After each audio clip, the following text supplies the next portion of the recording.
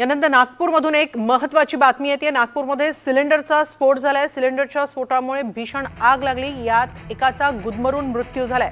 कामठीतील गांधीनगर भाजी मंडीत हा भीषण सिलेंडर स्फोट झाला। त्यात एका घराला आग लागली आणि त्यात एकाचा मृत्यू झालाय तर इतर 10 जण जखमी झाले। नागपूरमधली आत्ताची एक मोठी बातमी आहे। नागपूरमध्ये सिलेंडरचा स्फोट होऊन एका घराला आग लागली आणि यात एकाचा मृत्यू झालाय तर इतर 10 जण जखमी आहेत। याबाबत अधिक माहिती घेऊया आमचे प्रतिनिधी संजय तिवारी यांच्याकडून। संजय, काय अधिक माहिती? अतुल उर्फ बंटी आता 40 वर्षीय मृतकाचं नाव आहे।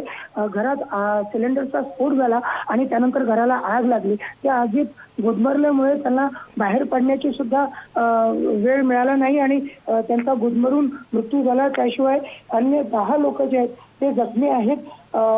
बेडरूम मध्ये अडकून पडल्यामुळे अतुल यांचा मृत्यू झाल्याचं आता सांगितलं जात आहे। किचन मध्ये सिलेंडरचा स्फोट झाला आणि स्वयंपाकघरातून संपूर्ण घरात ती आग पसरली।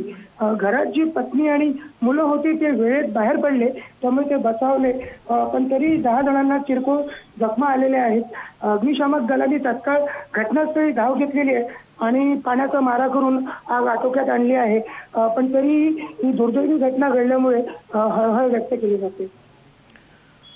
नक्की धन्यवाद संजय, आपण दिलेल्या या सविस्तर माहितीबद्दल।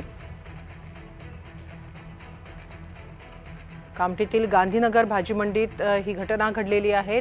सिलेंडरचा स्फोट होऊन तिथं या आग लागलेली आहे। या आगीमध्ये एकाचा मृत्यू झालेला आहे तर 10 जण जखमी आहेत। गांधीनगर भाजी मंडीतली ही घटना आहे। घराला आग लागल्याने एकाचा मृत्यू झालाय तर 10 जण जखमी झालेत।